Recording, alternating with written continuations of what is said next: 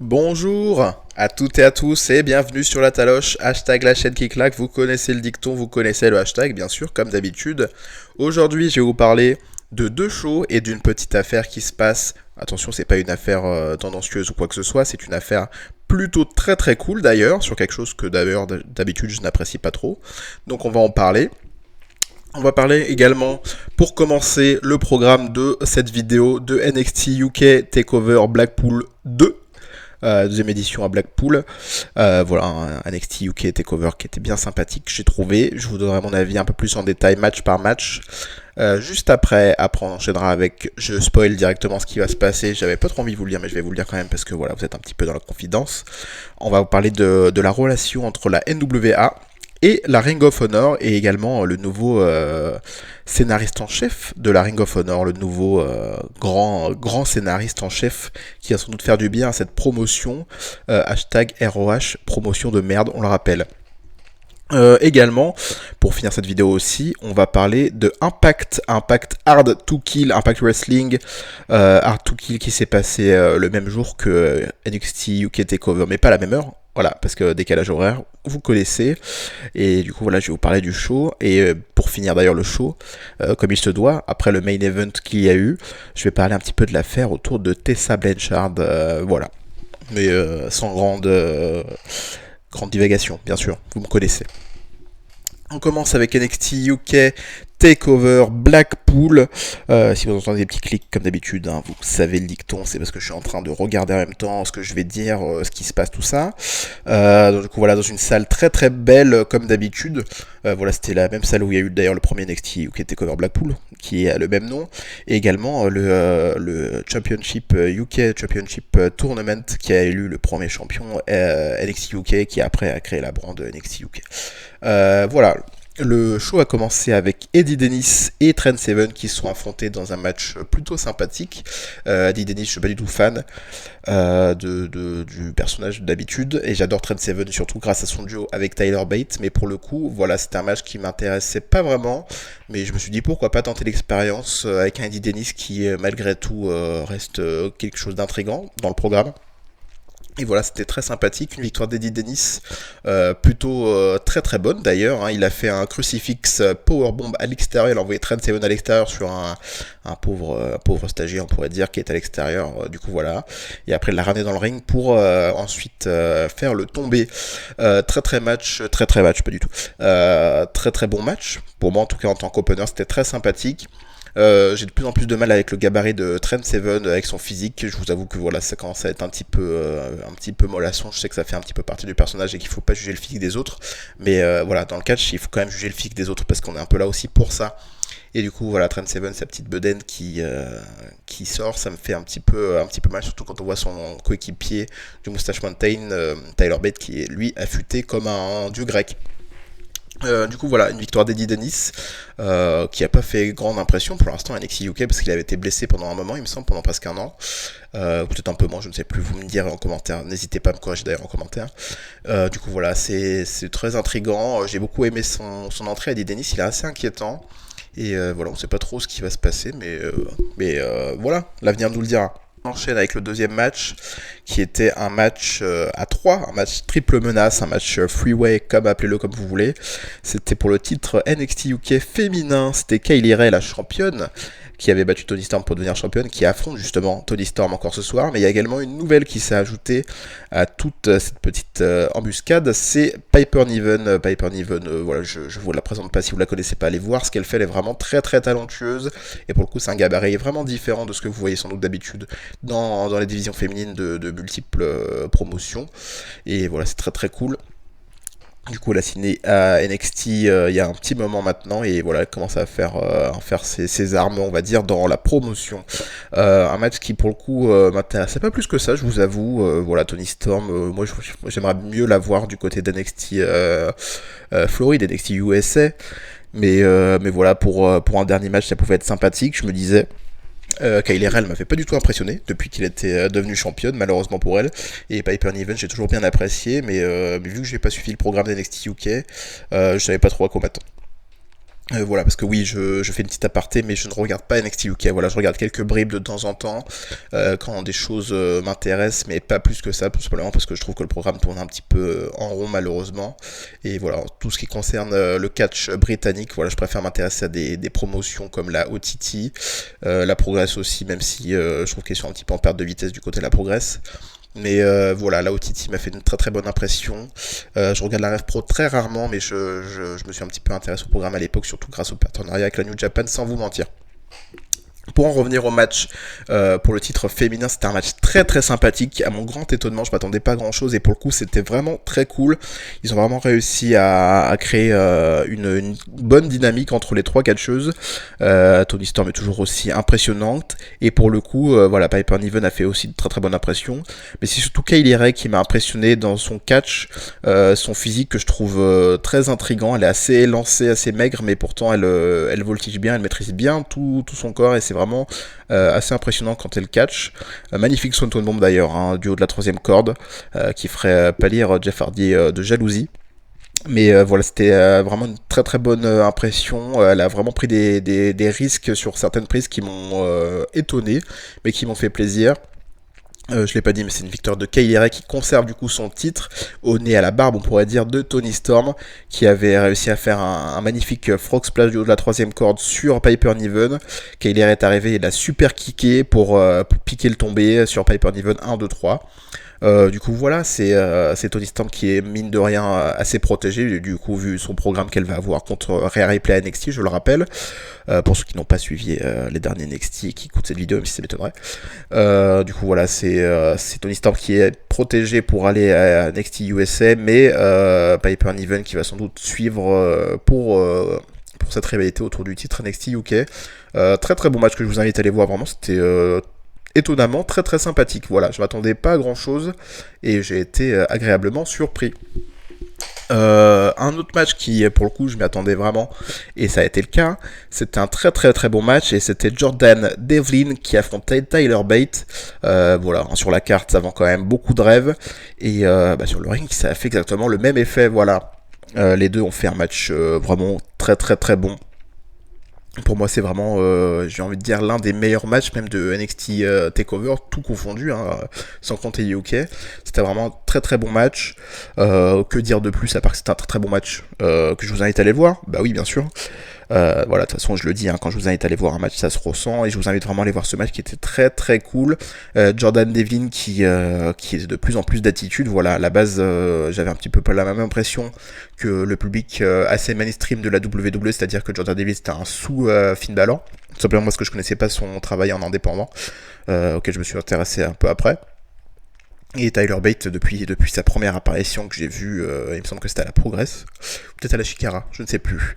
Oui, ça devait être à la Chikara, dans le tournoi 3, pardon, le Trios Tournament, je sais pas comment il l'appelle d'ailleurs, je me rappelle plus.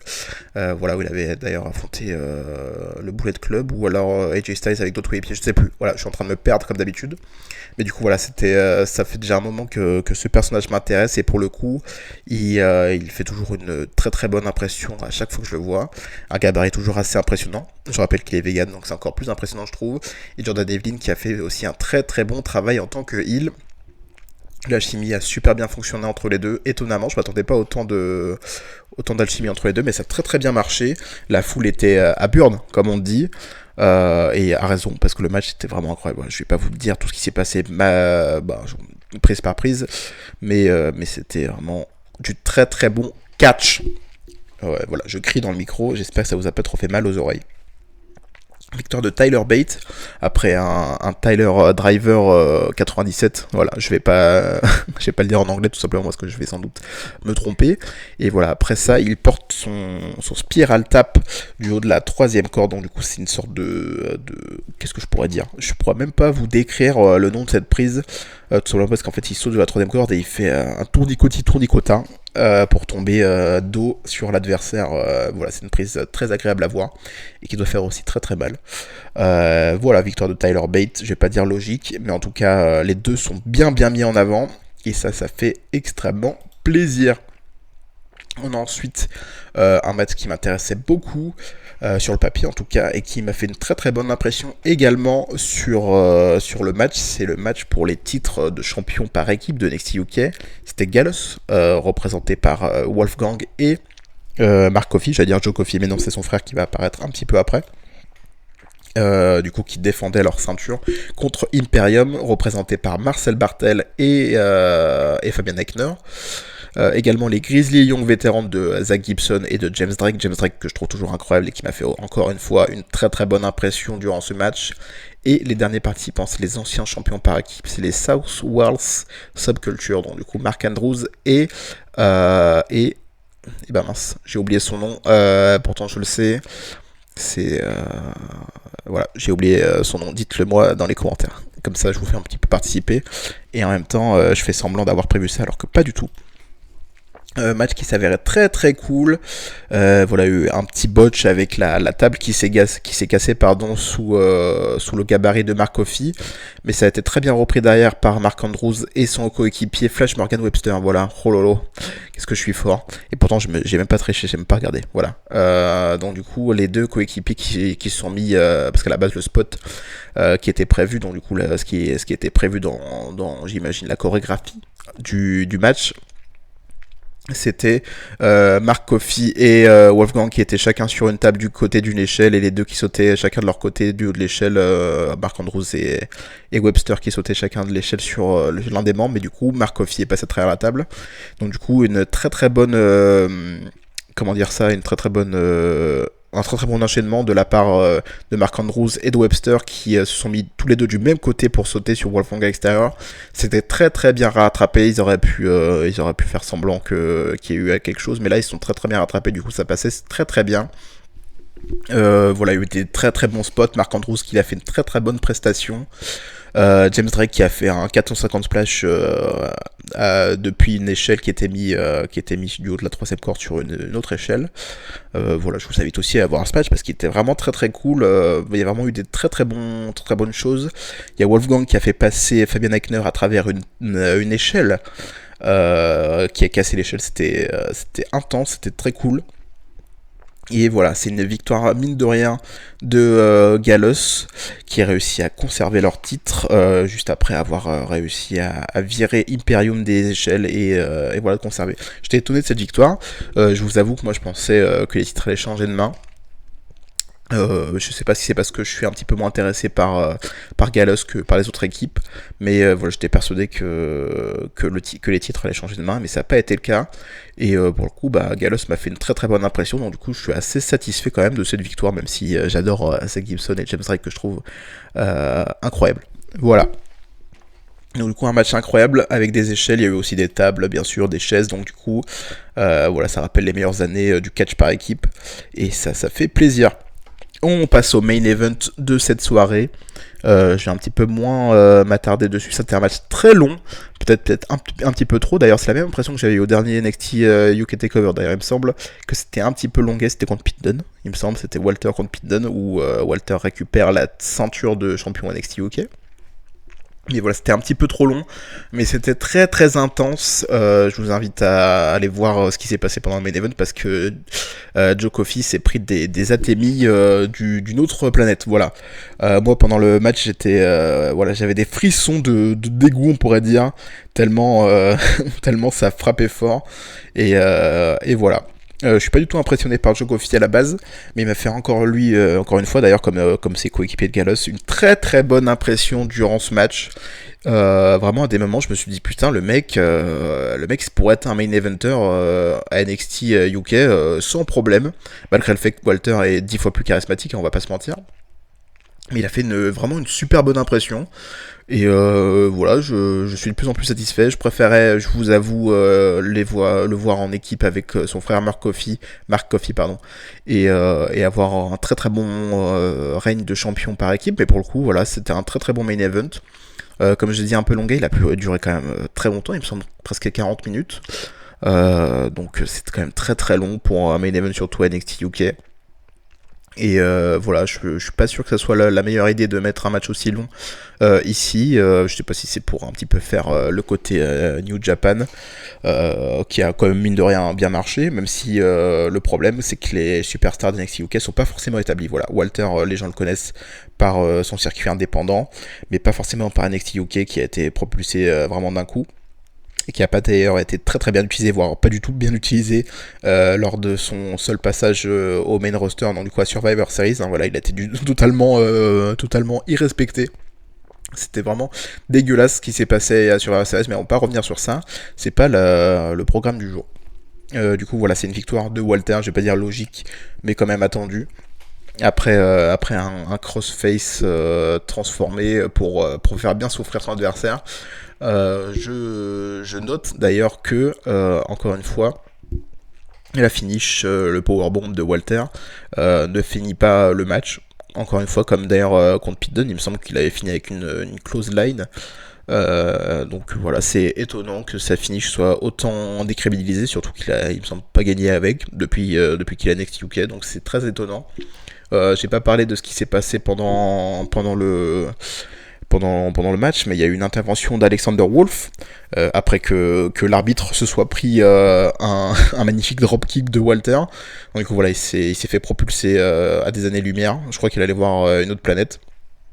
Et du coup, Alexander Wolf, qui fait partie d'Imperium, je le rappelle, on a profité pour essayer d'attaquer Joe Coffey, mais Ilya Dragunov est venu pour arrêter le massacre, mais bien sûr Walter était là, et du coup l'a totalement séché. Voilà. Je ne vais pas m'attarder plus sur ce main event qui était quand même très sympathique, comme je l'ai déjà dit, trop long, je pense trop long, mais mine de rien, voilà, Joe Coffey a réussi à faire une très très bonne prestation, et c'est tant mieux pour lui. Voilà, on s'arrête pour ce show. Je vais faire un petit aparté du côté de la Ring of Honor, comme je l'ai dit dans la petite présentation, le petit sommaire de la vidéo. Voilà, pendant le week-end qu'on a eu le week-end dernier, on a eu une bonne surprise. C'est Nick Aldis qui a débarqué à la Ring of Honor. Je vous parle actuellement, j'ai pas plus de nouvelles de ce qui s'est passé durant ces shows de la Ring of Honor, tout simplement parce que ils sont pas diffusés en direct, donc du coup forcément décalage, et le fait que les gens se désintéressent de la Ring of Honor fait que je n'ai pas plus de nouvelles que ce qui s'est passé et ce que je vais vous dire. Mais en tout cas, voilà ce qui s'est passé. Nick Aldis est venu pour attaquer Flip Gordon après le main event du show. Et voilà, pour un petit peu poser. Donc, du coup, ça a étonné tout le public, sachant que le partenariat entre la NWA et la Ring of Honor avait cessé depuis quelques mois. Et ben apparemment, il a repris de plus belle, et je pense que la personne qui est derrière tout ça, c'est tout simplement Marty Scurll. Marty Scurll, vous le connaissez sans doute, hein, membre de l'élite, en tout cas était membre de l'élite, qui est resté à la Ring of Honor quelques mois suite à son contrat et qu'il avait jusqu'à fin novembre maintenant. Et voilà, ces derniers temps, on se posait un petit peu la question, est-ce que Marty Scurll va rejoindre ses coéquipiers de l'élite à la All Elite Wrestling ? Ou est-ce qu'il va peut-être retourner à la NWA pour refaire le programme avec Nick Aldis? Est-ce qu'il va peut-être aller à la New Japan? Pourquoi pas? Ça, c'était l'une des idées les moins intéressantes sur le papier en tout cas. Ou est-ce qu'il va re-signer à la Ring of Honor? Et je vous avoue que moi, je voulais pas du tout qu'il signe à la Ring of Honor. Mais le fait que ce qui s'est passé, c'est que Marty Scurll a re-signé un nouveau contrat avec la Ring of Honor.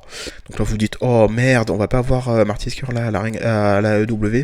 Mais en fait, le truc cool dans cette re-signature, c'est que déjà, il a un salaire très élevé, autant qu'une superstar du main roster de la WWE. Donc ça, félicitations à lui d'avoir bien négocié. Donc du coup, voilà, je rappelle qu'à la base, hein, les catcheurs, c'est quand même des gens qui doivent vivre. Donc l'indépendance, c'est cool, mais quand t'as pas de salaire derrière, c'est moins cool. Donc du coup voilà, il a un gros salaire à la clé, mais surtout l'information la plus importante, c'est qu'il est devenu scénariste en chef de la Ring of Honor. Donc du coup maintenant tout va passer par Marty Scurll pour les idées créatives, et je sais très bien qu'il a des idées créatives. Donc du coup voilà, sans doute que ça a rapproché la NWA et la Ring of Honor, sachant que Marty Scurll et Nick Aldis, qui est le champion de la NWA, sont très amis depuis très longtemps maintenant. Du coup voilà, le partenariat est réentamé. Du coup, est-ce qu'on va voir des catcheurs de la Ring of Honor à la NWA? Ça pour l'instant on n'en sait pas. Mais en tout cas, on a vu des catcheurs de la NWA à la Ring of Honor. On a vu du coup Nick Aldis qui est intervenu, et il me semble que suite à ça, le show après qu'ils ont enregistré, on a vu tous les membres de son clan. Donc du coup, on a vu aussi Thomas Latimer et Royce Isaac, pardon. Et d'ailleurs aussi Camille qui était là, Camille, la manageuse garde du corps, on pourrait dire, de Nick Aldis, qui était aussi également présent. Apparemment, il y a aussi un programme entre Marty Scurll et Nick Aldis qui s'est remis en place autour du titre NWA pour mon plus grand plaisir. J'avais vraiment hâte de voir cette rivalité. D'ailleurs, je l'ai dit dans la vidéo de la NWA. Ma vidéo précédente que je vous invite à aller voir. Je vais pas mettre de fiche sur le côté de la vidéo, tout simplement parce que j'ai la flemme de le faire. Mais voilà, en tout cas, le programme que moi j'espérais, qui malheureusement a été un petit peu écourté suite au fait que la WA et la Ring of Honor n'étaient pas en partenariat. Donc du coup voilà, ça s'est vite arrêté, mais malheureusement, mais heureusement du coup maintenant, ça a repris de plus belle et ça fait plaisir à voir ce que l'avenir nous réserve. Mais en tout cas, je pense que ça va être vraiment très très cool. C'est dingue que juste avec cette annonce, je reprends de l'intérêt pour la Ring of Honor. Voilà, sachant que vous connaissez sans doute mon opinion si vous écoutez mes vidéos. Mais la Ring of Honor ces derniers temps, c'est quand même vraiment de la grosse chiasse. La chiasse qu'on aime, qui colle au fond des toilettes et qui pue. Mais voilà, j'espère en tout cas, j'espère beaucoup, même si je pense que bon, sur le fond, ça va pas changer non plus extrêmement de choses. Hein, c'est pas lui qui a racheté la Ring of Honor. Mais voilà, en tout cas, il a une grosse place désormais dans l'équipe de la Ring of Honor, ça fait plaisir. D'ailleurs, en parlant de rachat de la Ring of Honor, non, la Ring of Honor s'est pas fait racheter, mais ce qui est marrant dans ce nouveau contrat pour Marty Scurll, c'est que, ironiquement parlant, c'est exactement ce qu'avaient demandé les membres de l'élite à l'époque, avant de ne pas re-signer à la Ring of Honor, mais c'est exactement ce qu'ils avaient demandé. Ils voulaient devenir les bookers en chef de la Ring of Honor pour un petit peu mettre leurs idées en place et avoir un salaire forcément très important. Et voilà, la Ring of Honor avait refusé cette offre, et du coup, voilà, vu qu'il reste qu'un membre de l'élite, bah, ils se sont dit, bon, bah, on va accepter ce qu'il veut. Et du coup, ce qu'il veut, c'est exactement ce que ses potes voulaient. Donc, c'est assez marrant de se dire que suite à leur incompétence du côté de la Ring of Honor et sans doute leur avarice, ils se sont mis eux-mêmes dans la merde, parce que maintenant, la AEW est clairement au-dessus d'eux et leur fait de l'ombre comme pas possible. Donc voilà, je trouvais ça très très marrant, cette petite anecdote sympathique. On va passer à un autre show qui va sans doute moins vous intéresser. Je ne sais même pas si les gens qui sont ici vont être intéressés par ce show, mais en tout cas j'ai envie d'en parler parce que je l'ai regardé, voilà, j'ai quelques avis à donner dessus. C'est Impact Wrestling, Hard to Kill, donc difficile à tuer. Je trouvais ça d'ailleurs très très marrant ce nom, sachant toute l'histoire de Impact, de la TNA. C'était très sympathique de voir cette petite subtilité dans le nom. Voilà, l'arène était aussi très sympathique. Hein. Voilà, l'entrée maintenant, voilà, c'est comme je l'ai dit dans ma vidéo précédente sur Impact, que je vous invite aussi à aller voir d'ailleurs, que je mettrai pas de fiche parce que j'ai toujours la flemme. Mais voilà, Impact qui reprend un petit peu du poil de la bête en termes de présentation, en termes de ring, de tout ce qui se passe autour même de la production, ça s'améliore beaucoup. Et le programme aussi s'améliore beaucoup, même si pour le coup la carte, comme je l'ai dit d'ailleurs dans la vidéo précédente aussi d'Impact, je me répète encore une fois, où j'ai fait mes pronostics pour ce show. Voilà, j'avais un petit peu peur du fait des vieux qui étaient dans la carte, mais voilà, on va en parler tout de suite avec le premier match de cette soirée. C'est Ken Shamrock, le vieux Ken Shamrock, plus d'une cinquantaine d'années désormais. Vous le connaissez sans doute si vous regardez les anciens shows des années 90 de la WWF à l'époque, et si vous connaissez aussi un petit peu en UFC, en MMA, vous devez connaître au moins le nom, parce que voilà, c'est un nom connu. Il a commencé à l'époque de l'UFC, il a été l'un des premiers champions, il me semble d'ailleurs, de l'UFC.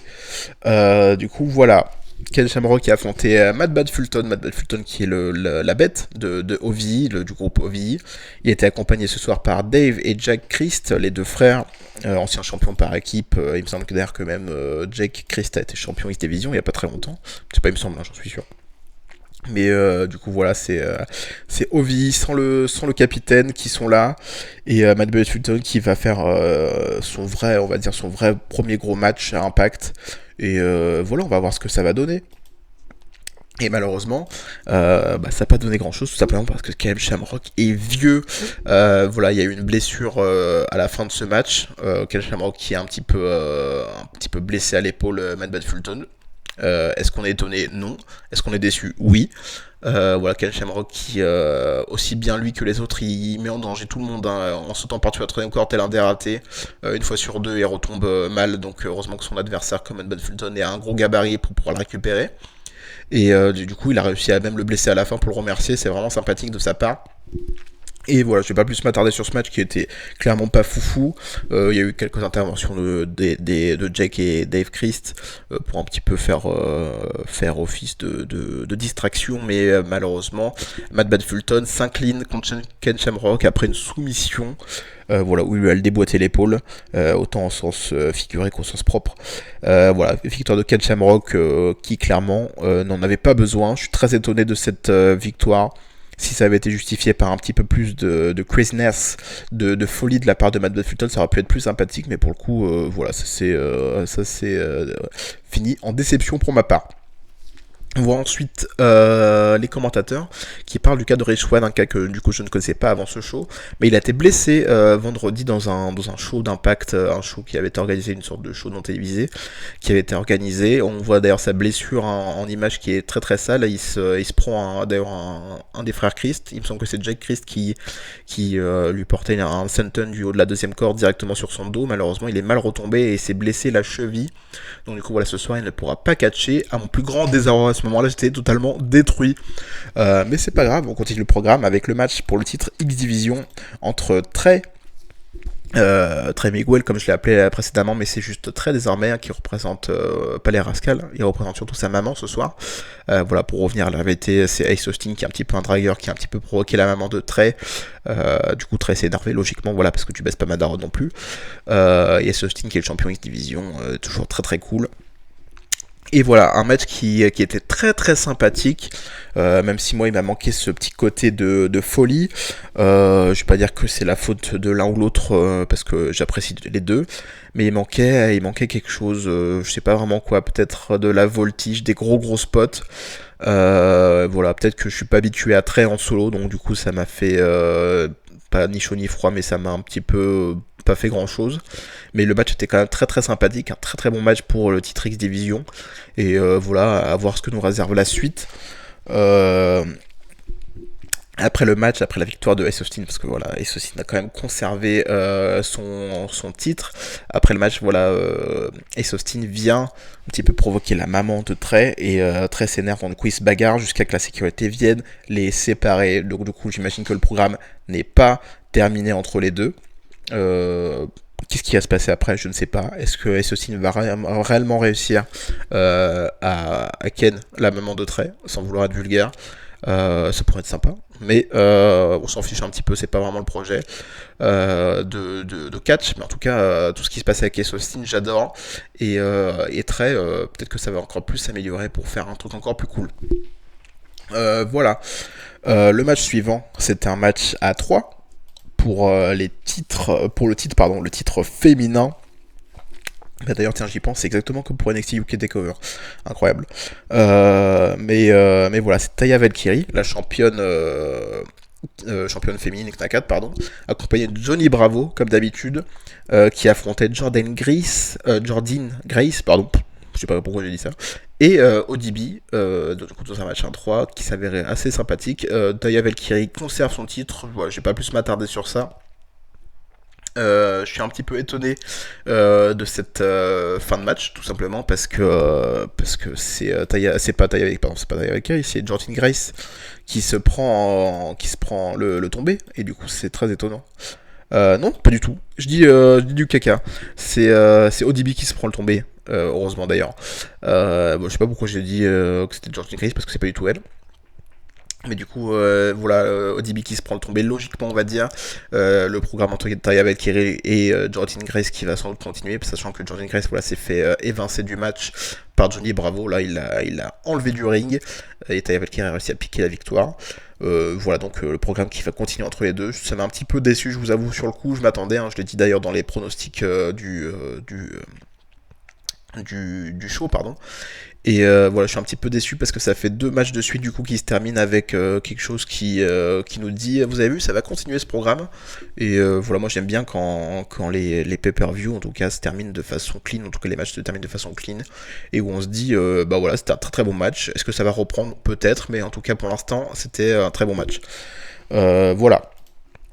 On passe à la suite, qui était un petit peu gênante, je vous l'avoue. C'est Rob Van Dam qui arrive avec sa copine femme, comment on va l'appeler, je ne sais pas, Cathy Cathy Forbes, voilà, de son nom.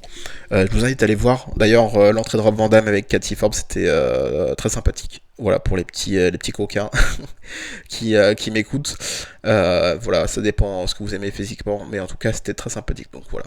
Bien sûr, je parle de Rob Van Dam. Hein. Voilà, pas de sexisme ici. Voilà. Bon, du coup, c'était Rob Van Dam et Cathy qui arrivaient. Je ne sais plus vraiment ce qui se passe à ce moment-là, mais disons qu'il y a Anguille sous roche qui fait que Brian Cage vient dans l'arène et se fait attaquer dans le dos par Rob Van Dam et une dame qui était au premier rang, une dame joliment vêtue comme Rob Van Dam et sa copine Katie Forbes, qui vient un petit peu distraire Brian Cage pour que Rob Van Dam puisse l'attaquer dehors. Suite à ça, voilà, Rob Van Dam l'attaque dans tous les sens Brian Cage. Il lui pète le bras, en tout cas dans le programme. Voilà, il s'avère après qu'on a su que Brian Cage était réellement blessé, d'où le fait que le match soit écourté. Mais voilà, donc du coup il l'attaque. Mais ensuite, là, le moment où j'ai pas trop compris, c'est que les deux sont allés sur le ring. Ils ont continué à se taper, mais l'arbitre a à aucun moment lancé le match. Donc du coup, on n'a pas eu de match officiel entre Rob Van Dam et Brian Cage.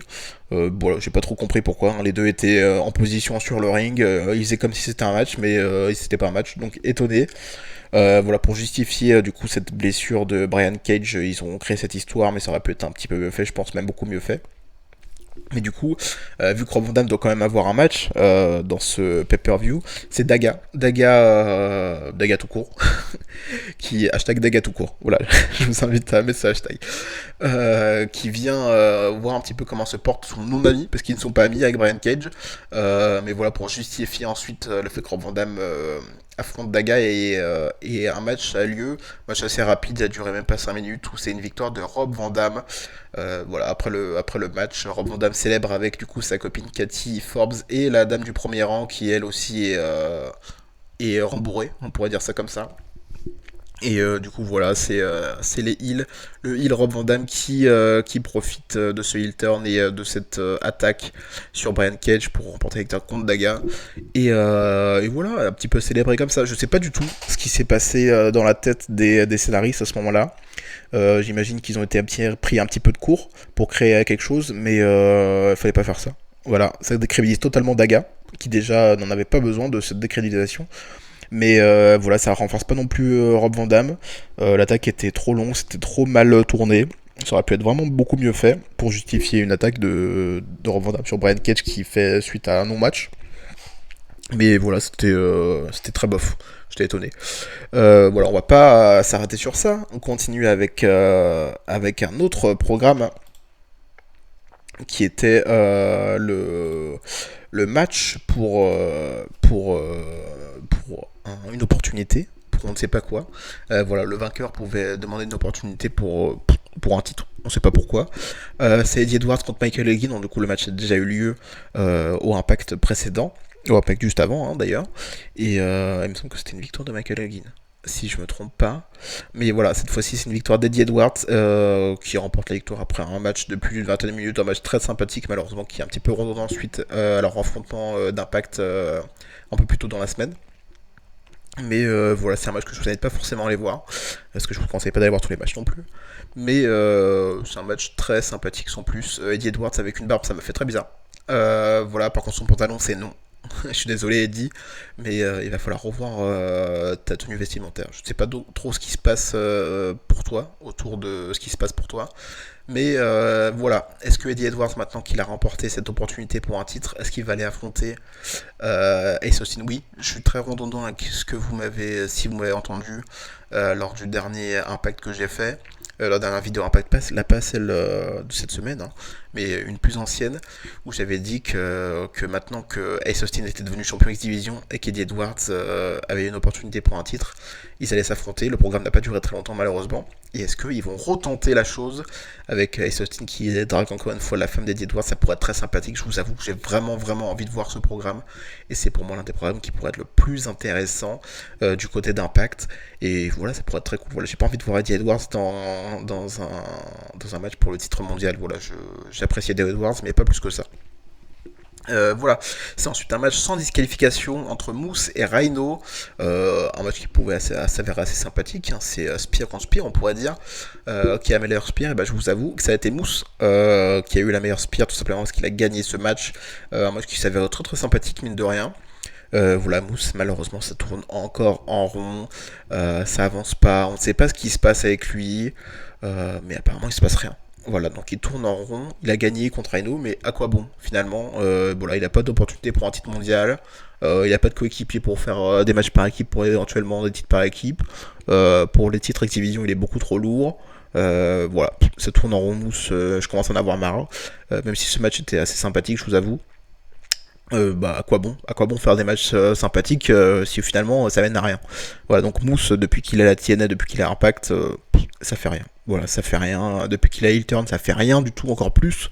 Et ça me désespère, voilà, parce que c'est un mec qui a un gabarit incroyable, qui est très agile pour son gabarit en plus, qui a du charisme, et voilà, on sait pas quoi en faire du côté d'Impact, faut qu'il parte, quoi. Faut qu'il aille ailleurs.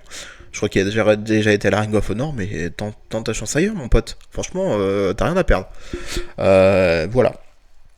On a ensuite le match qui du coup était un match handicap, parce qu'il y a eu quand même un match pour les titres par équipe. Du coup, The North, Ethan Page et Josh Alexander qui défendaient leur titre. Donc, du coup, contre Willie Mack tout seul, qui n'était pas du coup accompagné de Rich Swann, même si lui a voulu venir aux abords du ring, mais le médecin lui a dit non, Rich, pas pour toi ce soir. Du coup, voilà, c'était Willie Mack qui affrontait tout seul The North. Je vous avoue que j'étais très déçu. Juste avant le début de ce match, je me disais putain non. Je voulais vraiment voir un match Willie Mack et Rich Swann contre The North. Ça pourrait être incroyable.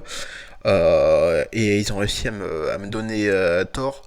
Parce que Willie Mack, même tout seul, ça a été un très très bon match contre The North. Il a réussi à mettre en difficulté les deux champions par équipe. Mais voilà, c'était un match super super cool. Il a été super bien dosé. C'est étonnant à quel point ça a été sympathique ce match. Donc du coup voilà, sachant le caca qu'on a vu un peu plus tôt dans le show, ça m'a vraiment étonné de voir un match aussi bien booké, alors que du coup bah, c'était pris aussi de court, hein, parce que c'était 2 jours avant le show hein, que Rich Swann s'est blessé. Donc j'imagine que jusqu'au début du show, c'était un petit peu l'incertitude sur est-ce qu'il va pouvoir catcher ou pas. Donc voilà, ils ont créé un programme à la hâte et ça a été un très très bon programme. Voilà, mon grand étonnement, c'est mine de rien une victoire de Josh Alexander et de Ethan Page qui conservent leur titre par équipe. William X est quand même très très bien défendu. À quelques moments, j'ai cru. J'ai cru à la victoire. Mention spéciale à ce magnifique Canadian Destroyer Electric Chair. Voilà, hein, Ethan Page qui portait Josh Alexander sur ses épaules et Willie Mack qui saute de la troisième corde pour faire un Canadian Destroyer sur du coup Josh Alexander qui était sur les épaules. Incroyable. Mais voilà, ça marche aussi très bien. Je porte encore une grosse mention spéciale pour la fin de match qui a été vraiment très cool et très très bien foutu. Ça se voit que les trois mecs qui étaient présents sont d'un professionnalisme incroyable. Du coup à la fin une combinaison des deux champions par équipe pour mettre à mal Willie Mack. Et ils enchaînent sur leur finisher. Donc du coup pour ceux qui m'écoutent et qui ne connaissent pas la finisher de The North, c'est une sorte de... comment je pourrais dire, voilà, c'est Josh Alexander qui porte l'adversaire sur ses épaules. Du coup, de dos, hein, l'adversaire est de dos, il le porte. C'est comme un FU, voilà, ou un Judgment si vous voulez, mais avec l'adversaire qui est dans l'autre sens. Et du coup, il balance ses pieds dans l'autre sens et l'autre le récupère en Spinebuster. Voilà, c'est très mal expliqué, vous avez sans doute pas compris. Mais le fait que quand Josh Alexander a dû porter Willie Mack, il a galéré un petit peu suite à... Voilà, parce que Willie Mack c'est quand même un bon gabarit, hein, un bon bébé comme on pourrait dire. Et du coup il a galéré et Ethan Page l'a aidé pour le porter et j'ai trouvé ça super cool. C'est le genre de détails qui me rendent fan de catch tout simplement. C'est quand je vois ça je me dis putain ils l'ont bien fait et c'était bien fait et c'est réel, ça, c'est d'un réalisme incroyable. Et du coup voilà ce genre de petits détails pour vous c'est peut-être rien mais pour moi ça veut dire beaucoup. Et voilà, c'était très cool. Donc, du coup, une victoire de The North après leur combo par équipe qui était très très bien foutu. J'ai hâte de voir si Rich Swann va revenir vite pour créer un programme entre les deux équipes. S'il revient pas vite, qu'est-ce qu'il va y avoir en attendant pour The North? Je sais pas, mais en tout cas, c'est toujours, voilà, c'est toujours incroyable. La division par équipe, Impact s'améliore de semaine en semaine, de show en show. Et ça me fait extrêmement plaisir. On passe au main event. Le main event pas polémique, mais en tout cas un petit peu tendu avant de commencer. Je reviendrai sur ça juste après le main event, à pas avoir dit mon avis pour pas faire une aparté trop longue. Mais voilà, c'était Tessa Blanchard qui affrontait Sami Callihan. On va dire conclusion logique de leur rivalité qui dure depuis plus d'un an maintenant, pratiquement, hein, ou quelque chose comme ça. Où voilà, Tessa Blanchard a affronté Sami Callihan, elle affronte un petit peu tout le groupe de Sami Callihan, et maintenant, voilà, maintenant que Sami est devenu champion, elle a tenté sa chance pour un petit peu défendre la veuve et l'orphelin, mais pas les noirs. Mais voilà, c'était un programme qui a été mené depuis très longtemps et qui du coup est logique, hein, très très logique sur le papier. Du coup, voilà, dans mes pronostics, il me semble que j'avais dit que c'était Tessa Blanchard qui allait gagner, et c'est Tessa Blanchard qui a gagné après un très très bon match qui était du coup pas du tout comme je n'aime pas dans les matchs intergender, mais pas du tout mené pour dire que le gabarit inférieur de la personne présente, qui est pour le coup la femme, et moins et voilà, enfin là je me perds dans ce que je veux dire, mais en gros ce que j'explique et ce que j'ai déjà expliqué dans d'autres vidéos sur le intergender, ce que je n'aime pas c'est quand la différence de gabarit n'est pas prise en compte, et c'est juste parce que c'est une femme contre un homme qu'il faut forcément que la femme soit aussi forte que l'homme, alors que c'est pas du tout logique sur papier. Et ben depuis qu'ils font des matchs intergender à Impact, en tout cas avec Tessa, bah, ça n'a pas du tout été le cas. Ils se sont dit, bah oui, Tessa est physiquement moins affûtée, enfin en tout cas moins imposante que Sami. Et du coup, ça se ressent dans le catch où Sami domine le match, justement. Et Tessa arrive à prendre l'avantage grâce à sa rapidité, son agilité. Et du coup, ça a été totalement le cas dans ce match, qui a été très très bien mené de la part des deux Sami Callihan, qui a été vraiment génial, hein, comme d'habitude, j'ai envie de dire, qui est un très très bon catcheur. Je pense qu'actuellement, c'est l'un de mes catcheurs peut-être préférés, toutes fédérations confondues, tout simplement. Et voilà, Tessa qui réussit quand même à remporter la victoire. Après un magnifique saut codebreaker, je sais plus comment elle l'appelle du coup, hein, ce saut de la troisième corde qui finit en codebreaker, et après elle enchaîne avec un hammerlock DDT pour faire le tomber sur Sami Callihan, 1, 2, 3, et Sami qui relève les épaules à 4. Malheureusement, c'est jusqu'à 3 le tomber, donc malheureusement tu as perdu ton titre. Et voilà, du coup Tessa Blanchard qui devient la nouvelle championne mondiale du côté d'Impact, quelque chose on va dire d'historique, hein. C'est quand même assez dingue. Et même Impact a bien tweeté le nom des anciens champions, et quand on voit le nom des anciens champions, Kurt Angle, Sting, Samoa Joe, Mick Foley, AJ Styles, Rob Van Dam, Jeff Hardy, Anderson, Storm, Bobby Roode, Aries, Bully Ray, bon après ça dégrade un petit peu, mais en tout cas tous les gens qui ont été champions Impact et TNA également d'ailleurs, hein, c'était des noms incroyables, des légendes, et maintenant c'était Tessa Blanchard qui est la championne mondiale d'Impact. Qu'est-ce qui va se passer dans la suite des programmes, on ne sait pas encore. Comment ils vont réussir à gérer ça, on ne sait pas encore, mais en tout cas on a hâte de voir. Et ça peut s'avérer très très sympathique. Est-ce que Sami Callihan va un petit peu partir du main event pour le titre, mais on ne sait pas. Est-ce que la rivalité va continuer, on ne sait pas. Je vous avoue que j'ai pas trop de pronostics à donner. Les seuls matchs que je connais de Tessa Blanchard en intergender, c'est contre Brian Cage, et apparemment Brian Cage pour l'instant c'est pas apte. Voilà, je parle pas forcément de la rumeur qui circule depuis quelques heures à l'heure où j'enregistre, qu'il est signé à la AEW. Ça a été démenti par sa femme sur Twitter. Mais voilà, on ne sait pas du tout de quoi l'avenir est fait pour Brian Cage. Mais on ne sait pas non plus de quoi l'avenir est fait pour le titre champion du monde d'Impact. Mais on va voir ça. Voilà, je m'arrête ici pour tout ce qui est du show. Maintenant, je vais faire une aparté à la fin pour parler du cas Tessa Blanchard. Donc, si ça vous intéresse pas, si vous n'avez pas du tout envie de voir, ou en tout cas d'écouter ce que je vais dire sur ce cas très délicat, ça rime, tiens. Bah, je vous invite à tout simplement quitter la vidéo tout de suite. Si cette vidéo vous a plu, en tout cas jusqu'ici, n'hésitez pas à la commenter pour me dire, pardon, ça vous a plu, ça m'a plu. Voilà, ça nous a plu, si vous êtes plusieurs. N'hésitez pas aussi à me dire ce que vous avez pensé des shows et des news un petit peu dont j'ai parlé. Et ça me ferait vraiment plaisir si vous laissiez un petit pouce vert, un petit pouce gris, je ne sais pas comment il est désormais, et pourquoi pas partager ma vidéo et la retweeter sur Twitter si ça vous donne envie. Voilà, je compte vraiment sur votre soutien, je le répète encore une fois, je compte vraiment sur votre soutien tout simplement, parce que j'ai envie que la chaîne soit vue par le plus de personnes et de partager des débats avec beaucoup de fans de catch. Je sais que malheureusement mes vidéos ne touchent pas beaucoup de gens, mais j'aimerais vraiment que ça touche plus de gens. Et voilà, je sais que m'entendre parler comme ça, c'est peut-être pas le plus confortable, le plus pratique possible, et peut-être qu'aussi je suis chiant quand je parle, mais j'aimerais vraiment débattre avec beaucoup de gens, et voilà, c'est seulement grâce à votre soutien aux gens qui m'écoutaient, encore à ce moment-là, que ça se fera, tout simplement. J'espère que le message est bien passé. On va parler désormais de Tessa Blanchard et du cas qui s'est passé. Je connais pas tout ce qui s'est passé, disons, tweet par tweet, mais je connais un petit peu le gros du gros. C'est Tessa Blanchard qui tout simplement a tweeté que voilà, les filles, je vais tout simplement dire les filles, hein, pour dire les catcheuses, pour demander aux filles de la soutenir dans cette épreuve plutôt que parler entre elles et tout ça. Sauf que malheureusement, Tessa Blanchard, eh ben, elle a une sale répute dans les vestiaires, voilà, tout simplement parce que, comme on dit, répute égale hein, voilà. Et tout simplement, il y a des catcheuses assez connues qui lui sont tombées dessus pour lui dire par contre, t'es plutôt mal placé pour parler de soutien.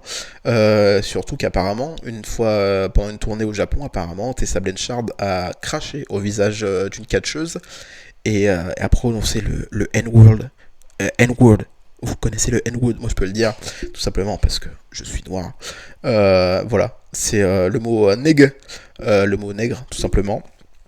Voilà, donc du coup elle a craché au visage d'une catcheuse noire en la traitant de sale nègre, ce qui n'est pas bien. Ce n'est déjà pas bien. Et puis surtout, ça prouve à quel point la meuf est à l'aise dans les vestiaires et se sent supérieure pour avoir un comportement comme ça. Ce qui m'a tout d'abord fait rire dans ce qui s'est passé, c'est tout simplement que voilà, Tessa Blanchard, on ne sait pas pourquoi, a une sorte de melon et demande que toutes les catcheuses la soutiennent dans ce match, dans ce main event. Voilà, je rappelle que les faits remontent à 2 jours avant le show. Donc du coup voilà. Et du coup oui, Tessa Blanchard qui demande, qui limite réclame qu'on la soutienne dans cette épreuve. Voilà, mais quand t'es pas correct dans les vestiaires avec les filles qui t'entourent, forcément elles vont pas te le rendre. Et pour le coup, bah voilà, ça lui est tombé dessus comme ça. Voilà, on ne fait pas vous dire ce qui est vrai, ce qui est faux, parce qu'on ne le saura vraiment jamais. En tout cas, ce qui est troublant, c'est vraiment que les filles lui soient tombées à peu près toutes en même temps, mais que ces filles-là sont pas forcément liées par une promotion, par quoi que ce soit. Donc, dans les réponses qu'il y a eu, il me semble qu'il y a eu Chelsea Green, qui est désormais à NXT, qui a commencé la semaine dernière à NXT USA, normal. Il y a eu aussi Allysin Kay, qui est actuellement la championne NWA. Il y a aussi d'autres catcheuses, il me semble. Et la catcheuse noire, du coup, qui a été humiliée, on pourrait dire, a commenté en disant que oui, effectivement, ça s'était bien passé. Et voilà, sans plus s'attarder que ça. Bien sûr, hein, Tessa Blanchard ne va pas assumer la chose, donc du coup, elle a dit que c'était faux. Mais bon, une fois que les choses comme ça sont balancées, même si c'est faux, ce sera toujours un petit peu vrai. Et sur le coup, il n'y a eu pas eu de concertation entre les meufs. Elles sont vraiment tombées à peu près au même moment pour lui dire, par contre, calme-toi, quoi. Donc voilà, ça m'a fait plutôt rire, je vous avoue. Et voilà, c'est un petit peu le retour du bâton qui tombe sur Tessa Blanchard et ça fait, je vais pas vous dire ça fait plaisir, mais en tout cas c'est mérité pour le coup. Voilà, Impact qui a quand même un petit peu géré la chose en éloignant Tessa Blanchard de tous les médias juste avant le show Hard to Kill, hein, voilà, pour pas qu'elle passe à la radio, des choses comme ça, pour qu'on parle éventuellement de ce qui s'est passé sur Twitter. Donc du coup, hop, ils l'ont écarté.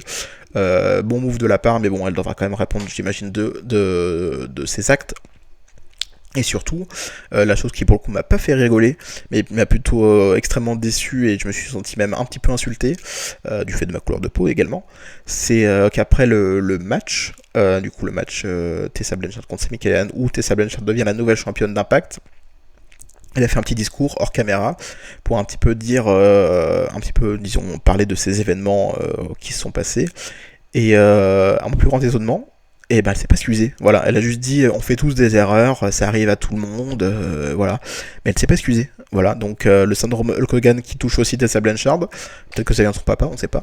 Mais voilà, c'est très étonnant ce genre de personne, ce genre d'individu qui clairement a eu des actes racistes. Hein. Après, je sais pas si la personne est raciste ou pas, même si bon, Hulk Hogan, on sait tous que voilà. Mais voilà, les gens qui ont des actes racistes clairement affichés.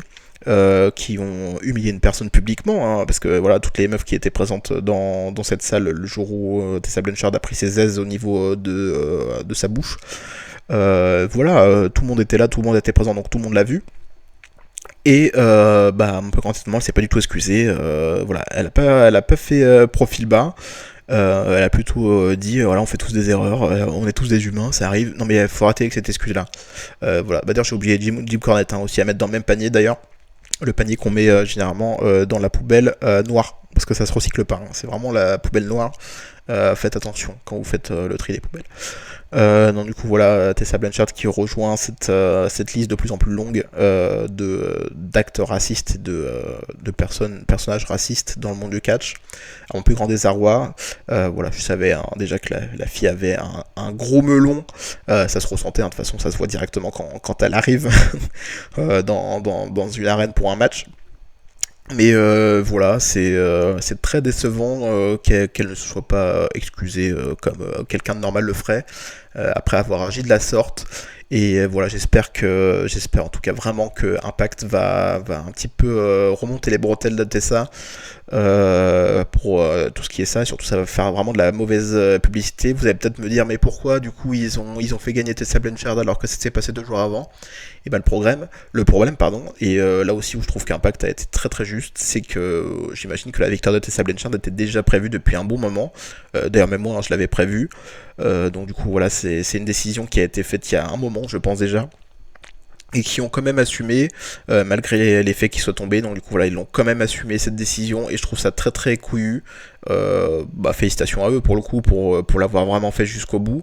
Mais voilà, maintenant il va falloir prendre des décisions importantes pour l'image de la compagnie, parce que voilà, quand le champion ou la championne du coup du monde de ta compagnie a eu des actes racistes, c'est toujours un petit peu tendu. Voilà, on sait que la TNA aimait bien surfer sur ce genre de buzz, mais je pense qu'Impact, ils veulent pas, enfin en tout cas maintenant ils veulent plus partir sur ce genre de buzz, sur de bad buzz. Ils veulent vraiment avoir une bonne image. Et voilà, on s'arrête ici avant de faire 1 heure. J'ai pas envie de faire 1 heure. Donc voilà, n'hésitez pas à me partager votre avis comme je l'ai dit, à partager la vidéo si ça vous a plu, et pour soutenir la chaîne surtout. Voilà, j'ai pas de Utip, mais moi je vis grâce à vos partages et vos j'aime, donc faites-moi vivre s'il vous plaît. Et voilà, aimez la vidéo si ça vous a plu, commentez-la si vous avez des choses à dire, à me reprendre, hein. J'ai pourquoi pas fait des erreurs, pardon. Et voilà, c'est toujours bien d'assumer ses erreurs. Tessa Blanchard devra prendre note d'ailleurs. Bisous, soyez toujours fiers d'être fan de catch, comme je dis souvent, et n'hésitez pas à partager votre avis, même si ça fait pas longtemps que vous êtes fan de catch. À la prochaine.